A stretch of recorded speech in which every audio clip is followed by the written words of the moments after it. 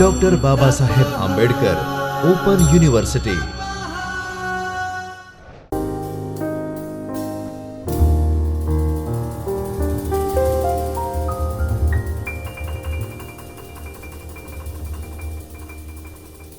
નમસ્તે students, doctor Baba Saheb Ambedkar open યુનિવર્સિટીના આ વર્ચ્યુઅલ ક્લાસરૂમમાં હું તમારું સૌનું અભિવાદન કરું છું. થર્ડ યરના સ્ટુડન્ટ્સ છો અને તમે સિરિયસ તો બની ગયા હશો અભ્યાસ માટે.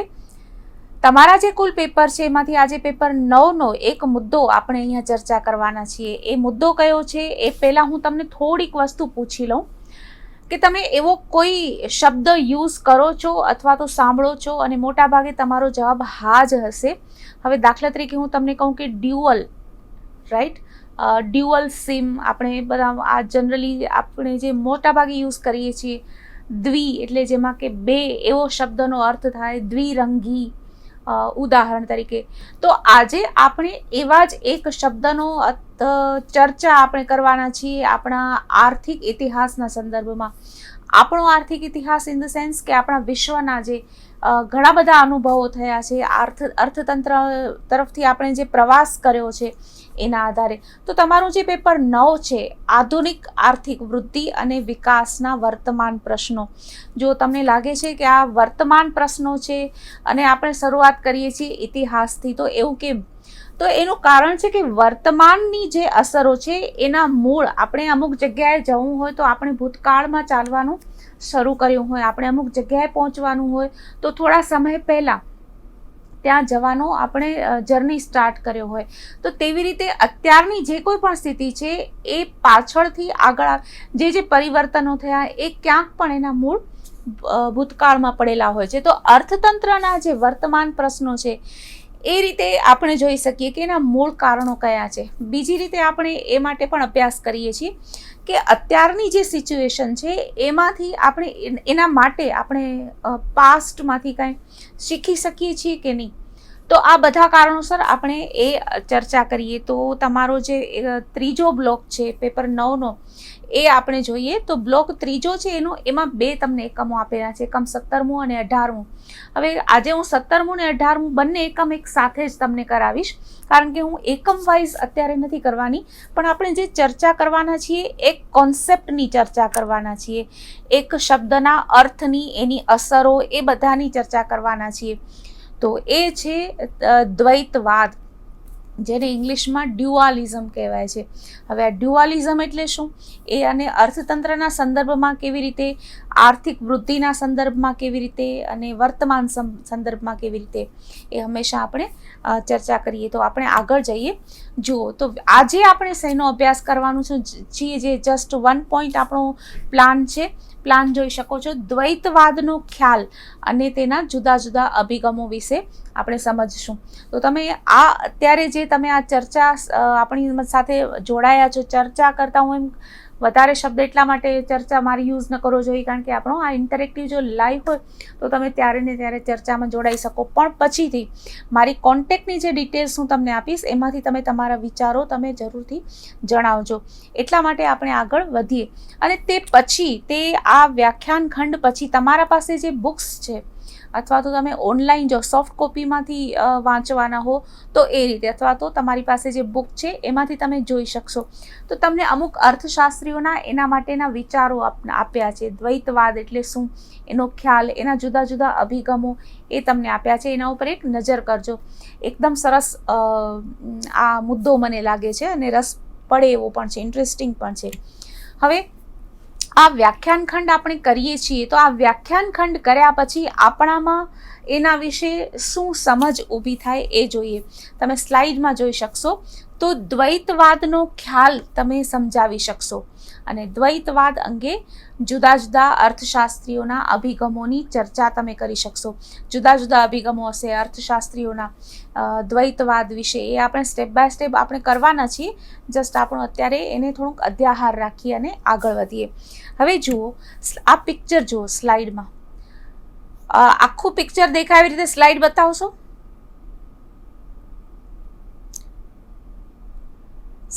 સ્લાઇડમાં પિક્ચર જુઓ, રાઈટ. હવે આ પિક્ચરમાં શું દેખાય છે? તમને એક સ્કૂલ બસ દેખાય છે અને બાજુમાં બળદગાડું દેખાય છે, રાઈટ. હવે એ બંને પ્રતીક છે. આ બંને પ્રતીક છે જે આપણી પ્રવાસના જે સાધનો આપણે ઐતિહાસિક રીતે ઉપયોગમાં લીધા એ બેનું પ્રતિનિધિત્વ કરે છે. પછીનું પિક્ચર જુઓ, એમાં પણ આધુનિક મોટર કાર પણ છે અને ગાડું પણ છે, રાઈટ. એના પછીનું પિક્ચર જુઓ તો એમાં એક બાજુ ભવ્ય આલિશાન મકાનો પણ દેખાય છે અને એક નાના નાના ઝૂંપડપટ્ટી જેવા તૂટેલા મકાનો પણ દેખાય છે, રાઈટ. આ બધા પિક્ચરો જુઓ તો આ દ્વૈતવાદનો તમને એક પરિચય આપે છે. હવે દ્વૈતવાદ એટલે શું? આ પિક્ચરો જોયા પછી તમને શું લાગે છે કે દ્વૈતવાદ એટલે શું? હવે દ્વૈતવાદ એટલે સામાન્ય રીતે બે તદ્દન ભિન્ન પ્રકારની સ્થિતિનું એક સાથે હોવું, તે દ્વૈત.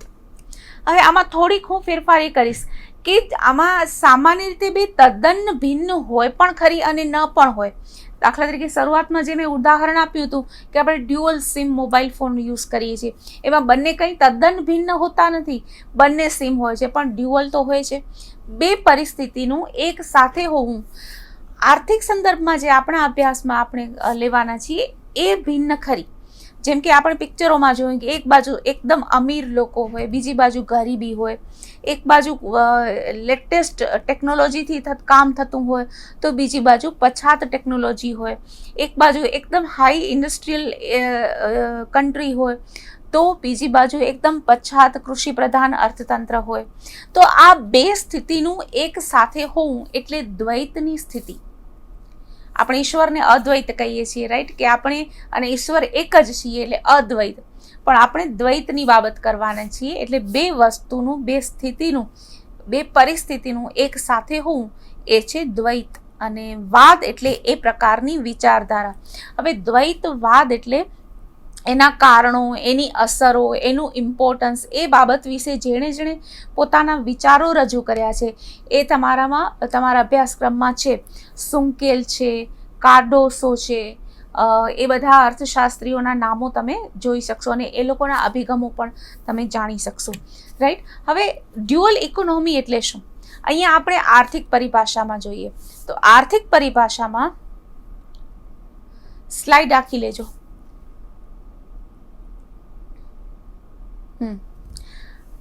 આર્થિક પરિભાષામાં ડ્યુઅલ ઇકોનોમી એટલે અર્થતંત્રમાં આધુનિક અને પછાત ટેકનોલોજીનું એક સાથે હોવું. હવે આ ઉદ્યોગ ફોર એક્ઝામ્પલ આપણે એક્ઝામ્પલ લઈએ કે ઉદ્યોગોની વાત કરીએ તો એકદમ આધુનિક ઉત્પાદન પદ્ધતિ અપનાવેલા ઉદ્યોગો પણ હોય અને પછાત પદ્ધતિ અપનાવતા ઉદ્યોગો પણ હોય. એક જ સાથે બે પ્રકારની ઔદ્યોગિક પદ્ધતિ હોઈ શકે કોઈ દેશમાં. તેવી જ રીતે કૃષિ એટલે એગ્રીકલ્ચર એટલે ઇટ સેલ્ફ એને બેકવર્ડ ન કહેવાય. કૃષિ એટલે પછાત, એવું કોઈ સમાનાર્થી શબ્દ નથી. પણ કૃષિ ક્ષેત્રમાં પણ આધુનિક ટેકનોલોજી અને પછાત ટેકનોલોજી એવા ભાગ પડી શકે.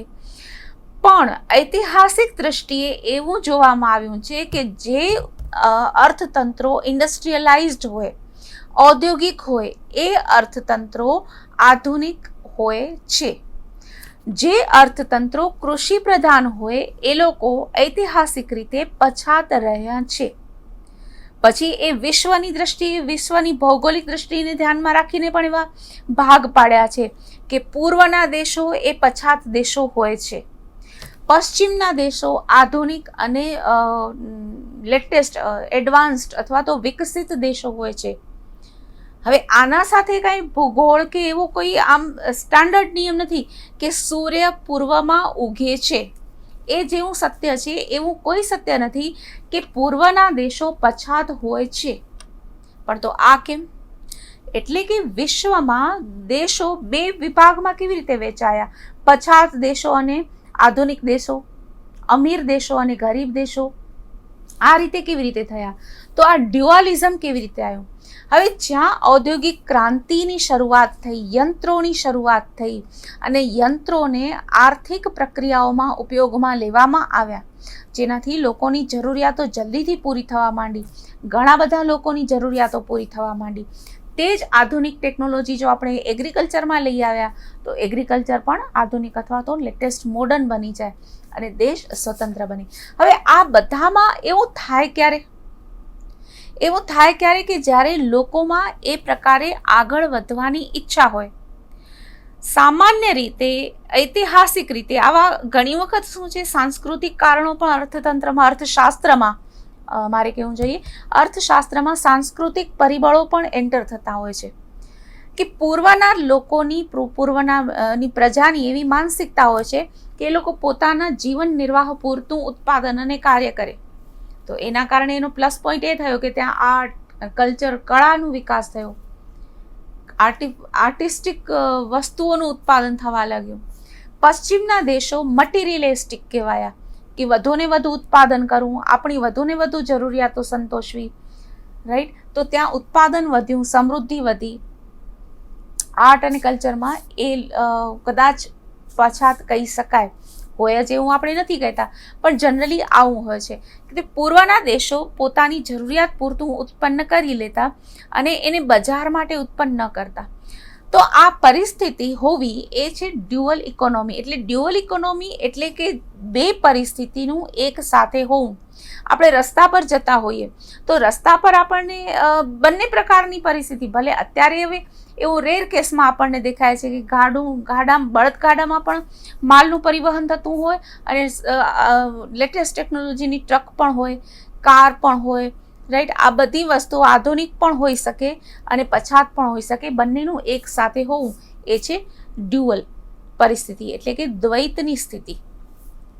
હવે એવું અમુક અર્થશાસ્ત્રીઓનો, હવે અહીંયાથી આપણે આગળ જઈએ તો આગળ શું છે, તો દ્વૈતવાદ અંગેના જે વિચારકો છે એ લેટિન અમેરિકન સ્કૂલના પોલ બેરન, સુંકેલ, ફર્ટેડો, ફર્નાન્ડો કાર્ડોસો. તો આ બધા દ્વૈતવાદ અંગેના વિચારકો છે. એ લોકોના વિચારો કયા કયા છે તમે ડિટેલમાં વાંચી શકશો બુકમાંથી, પણ આપણે એના વિશે થોડો ઘણો પરિચય લઈએ.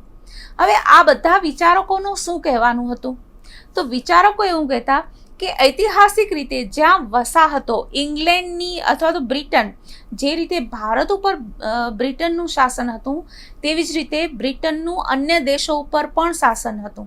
તો જ્યાં ઐતિહાસિક રીતે જે દેશ ઉપર કોઈ અન્ય દેશનું આધિપત્ય રહ્યું છે, તે વસાહત બન્યું છે, તે દેશ પછાત રહ્યો છે.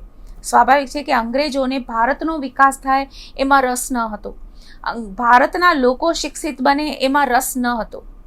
કારણ કે જો ભારતના લોકો શિક્ષિત બને, વિકસિત થાય, તો જે સસ્તો શ્રમ મળવો, કાચો માલ મળવો અને તૈયાર માલ માટેનું બજાર મળવું, એ બધું બંધ થઈ જાય.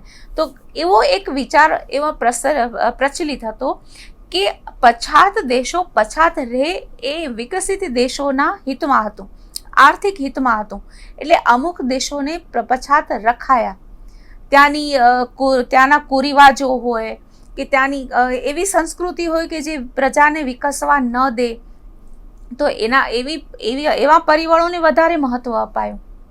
અને એવા પરિબળો કે જેના કારણે પ્રજા શિક્ષિત બને, પ્રજા આગળ આવે કે આર્થિક વિકાસ થાય, એવી પરિસ્થિતિઓને બંધ કરવામાં આવી અથવા તો દૂર કરવામાં આવી કે જેથી કરીને એ વસાહતોને કારણે બીજા દેશોનો વિકાસ, પશ્ચિમના દેશોનો વિકાસ થઈ શકે, રાઈટ. તો આ બધી સ્થિતિ, હવે એવું તમે એક વિચારો, હું તમને એક વિચારવા માટે આપું છું કે એવું ક્યારે શક્ય બની શકે, અથવા તો શક્ય બને તો કેવી પરિસ્થિતિ ઊભી થાય કે બધા જ દેશો વિકસિત હોય, બધા જ દેશોમાં લેટેસ્ટ ટેકનોલોજી અપનાવાતી હોય, એવું બની શકે? શા માટે ન બની શકે?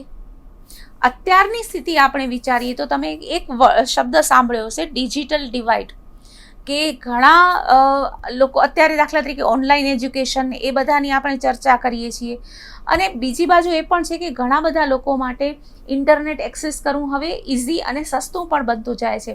છતાં પણ ઘણા બધા ગામોમાં હજી એટલી બધી લિટરસી ઇન્ટરનેટ અને કમ્પ્યુટરના યુઝ માટેની નથી આવી, તો એ લોકો શિક્ષણથી વંચિત રહી જાય છે. તો આ રીતે અત્યારે પણ બે સ્થિતિ છે, અમીરોની અને ગરીબોની. એ લોકો પાસે સાધનો હોવા અને સાધનો ન હોવા. તો આ કોઈ પણ બે પ્રકારની સ્થિતિ હોય એ દ્વૈતવાદ કહેવાય છે. પણ એટલે તમે આ રીતે આપણે હંમેશા બે બાબત શા માટે વિચારીએ છીએ કે જુઓ, ભારત એક સમયે ઇંગ્લેન્ડની વસાહત તરીકે હતું, ત્યારની સ્થિતિ પછાત રહે એમાં ઇંગ્લેન્ડનો આર્થિક હિત હતું, એ સ્થિતિ અને એ કારણ. ભારત જેમ જ બીજા બધા દેશો પણ પછાત હોય એમાં ઇંગ્લેન્ડનું આર્થિક હિત હોય. હવે આધુનિક સમયમાં આવીએ.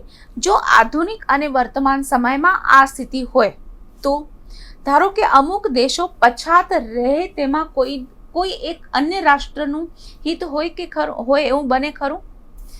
કોઈ પણ દેશ શા માટે આધુનિક ટેકનોલોજી ન અપનાવે? હવે એના કારણો ઉપર જઈએ કે આપણને કોઈ પણ દેશને શા માટે પછાત રહેવું ગમે?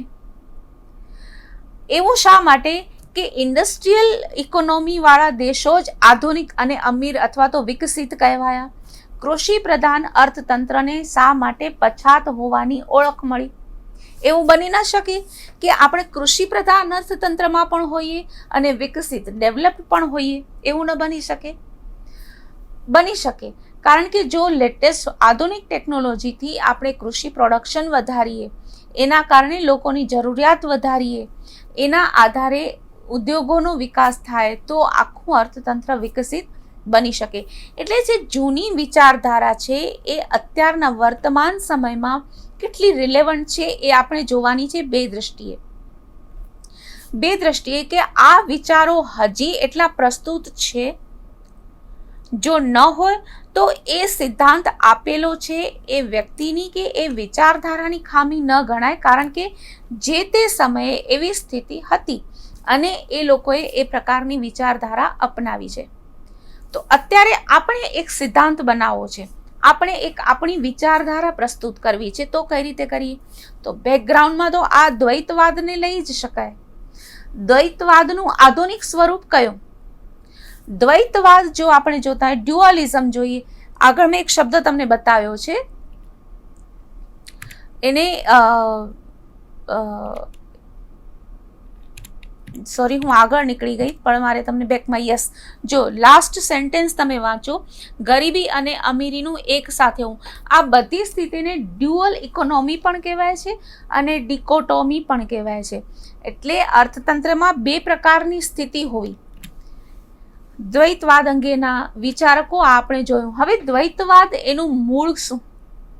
આપણે જે ચર્ચા કરી કે આવું હતું આવું હોય છે, એના મૂળ શું? તો એક તો ઐતિહાસિક રીતે જોવા જઈએ તો એ ઐતિહાસિક આધીનતા, જે પરાધીન રાષ્ટ્ર છે એ પરાધીન રાષ્ટ્ર એ પછાત રહ્યું. સ્વાભાવિક છે કે જે તાબા હેઠળની પ્રજા હોય એ વિકસિત થઈ જાય નહીં, એ કોઈ પણ શાસક ધ્યાન રાખતા હોય છે. બીજો મુદ્દો વાંચી શકીએ કે કૃષિ આધારિત કાચા માલની આયાત અને ઔદ્યોગિક પેદાશોની નિકાસ કરનારા દેશો. હવે આ બે બાબત જુઓ કે ઔદ્યોગિક વિકાસનો પાયો શું છે? તો ઔદ્યોગિક વિકાસનો પાયો છે કૃષિનો વિકાસ, કારણ કે કૃષિમાંથી જ કાચો માલ ઉદ્યોગોને મળે છે. હવે ઔદ્યોગિક વસ્તુઓ તૈયાર થાય એના માટેનું બજાર કયું છે? તો એ જ છે કે જે પછાત રાષ્ટ્રો છે, કારણ કે વિકસિત રાષ્ટ્રોનું પોતાનું જે બજાર છે એ સંતુષ્ટ થઈ જાય, એમાં વધારાની માંગ ઉદ્ભવે નહીં, તો આગળ જતા એ દેશ આપણને બજાર તરીકે એક ઉપયોગી થાય છે. અને આ ત્રીજી સ્થિતિ ખાસ વિચારવા જેવી છે કે બે પ્રકારના જે અર્થતંત્રો છે એ બંને વચ્ચેનો ગેપ એ વિસ્તરતો જાય છે, બંને વચ્ચેનો ગેપ વધતો જાય છે. કે જે વિકસિત રાષ્ટ્રો હોય, ઇન્ડસ્ટ્રીયલ બેઝડ ઇકોનોમીઝ હોય, એ વધારે ને વધારે વિકસિત થતી જાય. પણ જો બીજી બાજુ જોઈએ તો જે પછાત અર્થતંત્રો છે એ વધારે ને વધારે પછાત થતા જાય. હવે તમે આ પણ ઘણી વખત જોયું હશે, બે રીતે આપણે ઘણી વખત જોઈએ છીએ. અત્યારની એક બીજી વાત તમને સાથે ડ્યુઅલિઝમ બતાવું કે હંમેશા કોઈ પણ દેશમાં ગામડાઓનું હોવું અને શહેરોનું હોવું એ સાથે હોય છે.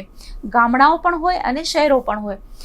જેમ જેમ ઔદ્યોગિક વિકાસ થાય અથવા તો અર્થતંત્ર વિકસિત, ઔદ્યોગિક હું શબ્દ યુઝ ફરીથી નહીં કરું, એક સાદું આપણે સેન્ટેન્સ લઈએ કે જેમ જેમ અર્થતંત્ર વિકસિત થાય તેમ તેમ શહેરોનો વિકાસ થતો જાય, શહેરીકરણ થતું જાય. અને ગામડાઓ બંધ થતા જાય, વસ્તી ઓછી થતી જાય, ક્યારેક ગામડા સાવ જેમાં વસ્તી જ ન રહે એવા થઈ જાય, નિર્જન થઈ જાય. બીજી બાજુ ઘણી વખત હવે એવી પણ એક વિચારધારા આપણે જોઈએ છીએ કે લોકો પ્રદૂષણ ને એ બધી શહેરોની જે સમસ્યાઓ છે એનાથી બચવા માટે ફરીથી ગામડાઓ તરફ જવા લાગ્યા છે. તો આ બે પ્રકારની વિચારધારા, આપણે બે પ્રકારના અર્થતંત્રો વચ્ચેનો ગેપ વિસ્તરતો જાય છે એવું અર્થશાસ્ત્રીઓનું સૂચન છે. હવે આ એક આપણે રજૂઆત, આપણે આ સંશોધનનો પણ વિષય બની શકે. ખાસ કરીને તમે 3rd યરના સ્ટુડન્ટ્સ છો એટલા માટે હા સંશોધનના વિષયો કયા કયા છે એ તરફ પણ હું તમારું થોડું ઘણું સૂચન તમને કરીશ. તો અત્યારની સ્થિતિમાં આ દ્વૈતવાદ કેટલો લાગુ પડે છે, એના કારણો, એના અસરો માટે એક તમે ખરેખર સારો રિસર્ચ કરી શકો છો. તો આ આપણે જોઈએ તો દ્વૈતવાદ એનું કારણ શું, તો એક તો ઐતિહાસિક આધીનતા હતી, કારણ કે એ વિકસિત રાષ્ટ્રોને કાચો માલ જે કૃષિ આધારિત રહેતો હતો એની જરૂર હતી, એટલે વસાહતો ઊભી કરી. તૈયાર માલ માટે બજાર વેચવાની જરૂર હતી, તો એના માટે પણ વસાહતોનો ઉપયોગ કર્યો, અને આ પ્રકારે અર્થતંત્રના વચ્ચેનો ગેપ વિસ્તરતો ગયો. અર્થશાસ્ત્રીઓનો એક અભિગમ એવો પણ હતો, અભ્યાસનું જે સંશોધનનું એ લોકોનું તારણ એવું પણ હતું કે પછાત રાષ્ટ્રો વિકસે એ વિકસિત રાષ્ટ્રોના હિતમાં ન હતું. કારણ શું? હવે ધારો કે એનાથી શું થાય, પ્રજા શિક્ષિત હોય તો પોતાના અધિકારો, આધુનિક ટેકનોલોજી એ બધાનો જો અભ્યાસ કરે, ઉપયોગ કરે તો એ પણ વિકસિત થવા તરફ જાય અને વિકાસશીલ બને. જો એવું થાય તો પ્રજા, જે વિકસિત રાષ્ટ્રોની પ્રજા છે એ લોકો માટે તૈયાર કાચો માલ ન મળે, એ લોકોના અર્થતંત્રમાં તૈયાર થયેલી વસ્તુઓ માટે બજાર ન મળે. આમ એક વિચારધારા એવી પણ છે કે આ રીતે જો ગેપ છે ઓછો થતો જાય એ વિકસિત રાષ્ટ્રોના હિતમાં ન હતું. રાઈટ. હવે આ કોન્સેપ્ટ બે રીતે આપણે જોઈ શકીએ ડ્યુઆલિઝમનો, કે આંતરરાષ્ટ્રીય સ્તરે દ્વૈતવાદ અને સ્થાનિક સ્તરે, એટલે કે એક જ દેશમાં દ્વૈતવાદ. આ કઈ રીતે? આંતરરાષ્ટ્રીય સ્તરે તો આપણે વિચાર કર્યો કે આંતરરાષ્ટ્રીય સ્તરે એટલે અમુક દેશો એકદમ આધુનિક અને વિકસિત હોય, ઇન્ડસ્ટ્રીયલાઇઝડ ઇકોનોમી હોય, અને અમુક બીજા દેશો હોય એ પછાત હોય, એ કૃષિ આધારિત અથવા તો નેચરલ પ્રોડક્શનમાં એનું આધારિત એનું અર્થતંત્ર હોઈ શકે. એના ઉદાહરણો આપણે ઘણા બધા લઈ શકીએ, કે હમણાં જેમ આપણે થોડા સમય પહેલાં ચર્ચા કરી કે પશ્ચિમના રાષ્ટ્રો વિકસિત રાષ્ટ્રો કહેવાતા અને કુદરત આધારિત કૃષિ કાર્ય કરતા રાષ્ટ્રો પછાત રહ્યા. એમાં તમને એક એક્ઝામ્પલ એ પણ આપી શકું કે દાખલા તરીકે ઓપેક કન્ટ્રીઝ, જે ઈરાક, ઈરાન, એ બધા દેશો, આમ આપણને નવાઈ લાગે કે એ લોકો પાસે ખનીજ તેલ આટલું બધું હોય, ઓઇલ આટલું બધું હોય, છતાં એ પછાત રહ્યા. તો કેટલું બધું કહેવાય કે વિકસિત રાષ્ટ્રોએ એવા દેશોને પોતાના કાબૂમાં રાખવાનો પ્રયત્ન કર્યો કે જેથી કરીને એ લોકોના આર્થિક વિકાસ માટેની જરૂરી વસ્તુઓ એમને મળી રહે. બીજો જે પોઈન્ટ છે એ છે સ્થાનિક સ્તરે અથવા તો એક જ દેશમાં દ્વૈતવાદ. એક જ દેશમાં દ્વૈતવાદ એટલે કઈ રીતે? એક જ અર્થતંત્રમાં બે પ્રકારની સ્થિતિનું હોવું. ભારતની જ વાત કરીએ તો અમુક રાષ્ટ્રો પછાત, અમુક રાજ્યો પછાત હોય, અમુક રાજ્યો વિકસિત થઈ ગયા હોય. હવે ભારતમાં તમે અભ્યાસ કરો તો તમે કયા રાષ્ટ્રો વિકસિત રાજ્યો છે તમે કહી શકશો, અને કયા રાજ્યો પછાત રાજ્યો છે તમે કહી શકશો. હવે આ કારણો તમારે ઓળખવાના છે, એના કારણો ઓળખો, એની અસરો ઓળખો. હવે આ બંનેની અસર શું થાય? તો એક જ રાષ્ટ્રમાં આપણે થોડી વાર પહેલા એક ચર્ચા કરી કે અલ્પ વિકસિત રાષ્ટ્રનો વિકાસ થાય અને એ વિકસિત બને, અલ્પ વિકસિતમાંથી વિકસિત બને, તો જે ઓલરેડી વિકસિત છે એ રાજ્યોના વિકાસના હિતમાં ન હતું. પણ ધારો કે પછાત રાજ્યો જોઈએ, જો એક જ દેશમાં આ રીતનું દ્વૈતવાદ હોય કે અમુક રાજ્યો વિકસિત હોય અને અમુક રાજ્યો અલ્પ વિકસિત હોય, તો એ દેશના હિતમાં નથી કે ચાલો ભલે અમુક રાજ્યો અલ્પ વિકસિત જ રહી જાય. કોઈ દેશનું શાસન કરનાર હોય એવું ઈચ્છે નહીં કે ચાલો અમુક રાજ્યો પછાત જ ભલે રહી જાય, ભલે એના ભોગે કોઈ વિકસિત રાજ્યોનો જ વિકાસ ભલે થતો હોય, એવું ન હોઈ શકે. કારણ કે એક દેશનો વિકાસ એમાં આપસી એના પરસ્પર એની અસર હોય છે. એટલા માટે જ જેમ આપણે કહી શકીએ કે પૂર્વ ભારતના રાજ્યો છે એ ધારો કે પછાત રહી ગયા છે, તો એને વિકસિત કરવાના પ્રયત્નો કરવાના થાય.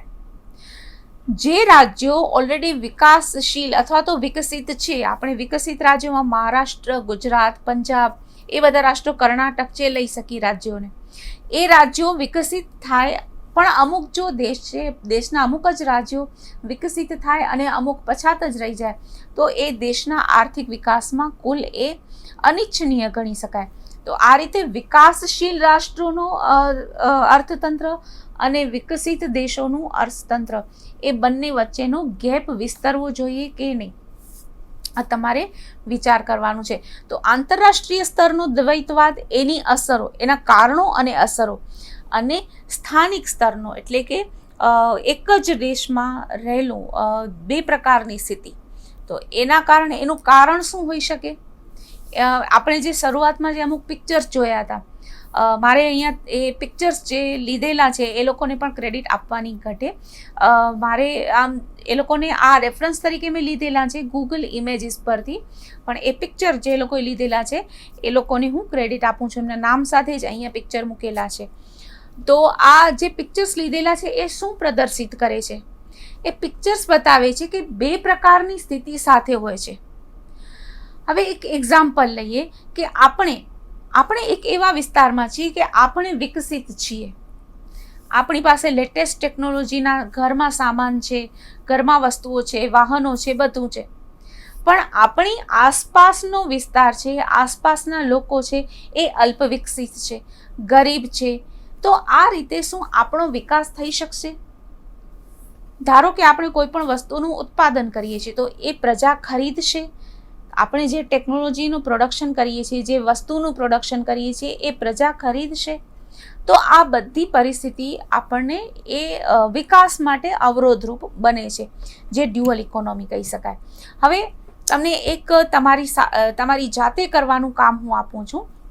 સૌથી પહેલાં તો તમારે દ્વૈતવાદના લક્ષણો લખવાના છે. આ બધું તમારી બુકમાં આપેલું જ છે કે દ્વૈતવાદ એટલે શું, એના લક્ષણો શું, પણ ફરીથી આપણે આજે જે ચર્ચા કરી, આપણે જે વાત કરી, એના આધારે તમે પણ લક્ષણો કરો, એ પણ લક્ષણો લખો. બીજું એક તમારે જાતે જ એનો જવાબ તૈયાર કરવાનો છે અને તમારે મને રિપ્લાય પણ જરૂરથી કરવાનો છે કે કયા પ્રકારનું અર્થતંત્ર સારું, આધુનિકતાવાળું એટલે કે વિકસિત અર્થતંત્ર હોય એ સારું કે પછાત અર્થતંત્ર. તો સ્વાભાવિક જ છે કે આપણે બધા એ જ કહીએ કે પછાત શા માટે કોઈ પણ હોય.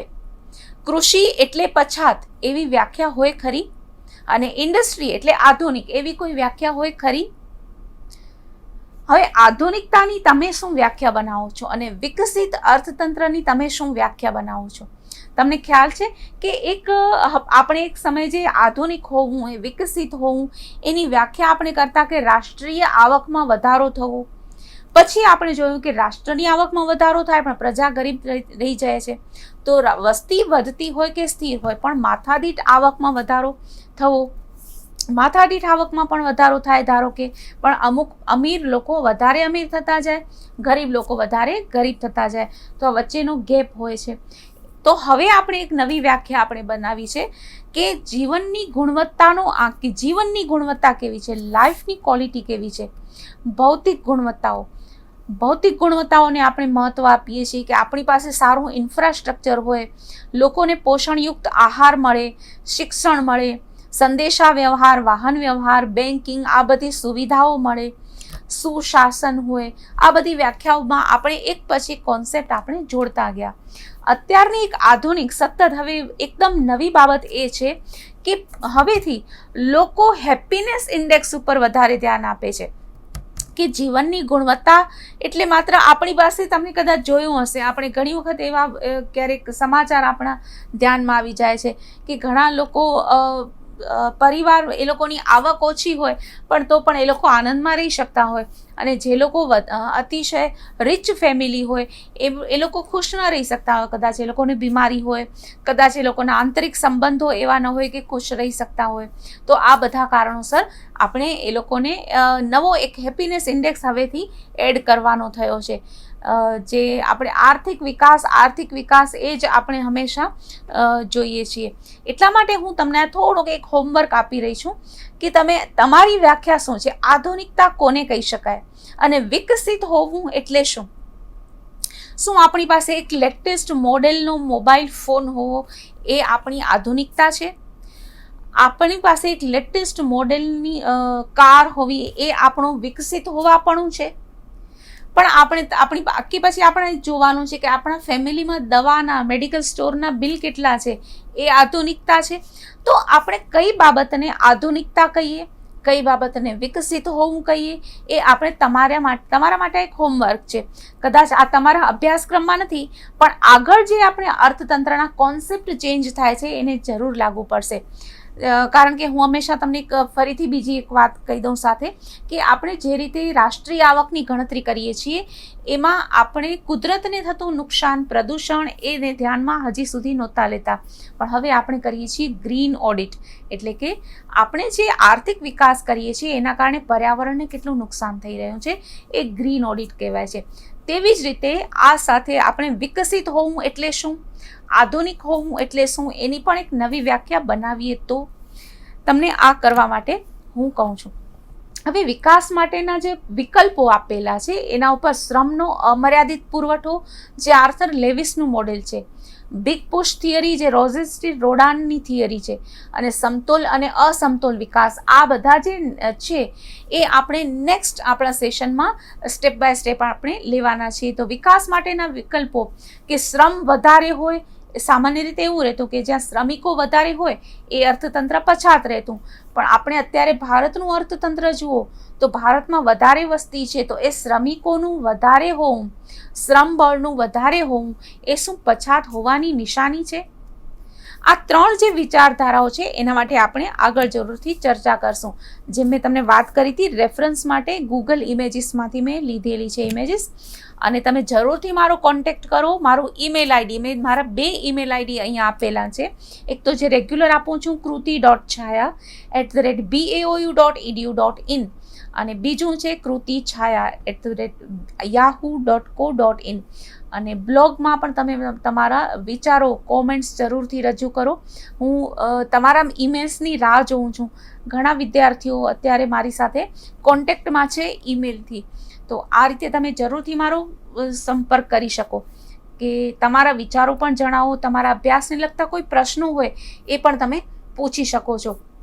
તો આજે જે આપણે દ્વૈતવાદ વિશે ચર્ચા કરી એમાં આપણો ઉદ્દેશ હતો કે આપણે આ સેશન પછી આપણને દ્વૈતવાદ એટલે શું એ વિશે આપણે સમજાવી શકશું બીજાને. તો શું હવે તમે સમજાવી શકશો તમારા મિત્રોને, તમારા ઘરમાં, કે દ્વૈતવાદ એટલે શું? અને તમે ચર્ચા કરી શકશો જે જુદા જુદા કોન્સેપ્ટ છે દ્વૈતવાદ અંગેના, એના વિશે તમે ચર્ચા કરી શકશો? મને જરૂરથી જણાવજો. મારી કોન્ટેક્ટની વિગતો પણ અહીંયા આપી છે. તો આ સાથે અહીંયા આપણે આ સેશન પૂરું કરીએ છીએ. ત્યાં સુધી તમારો સમય ઘણો જ આનંદદાયક અને સ્વાસ્થ્યપ્રદ રહે તેવી ઘણી બધી શુભકામનાઓ. Thank you.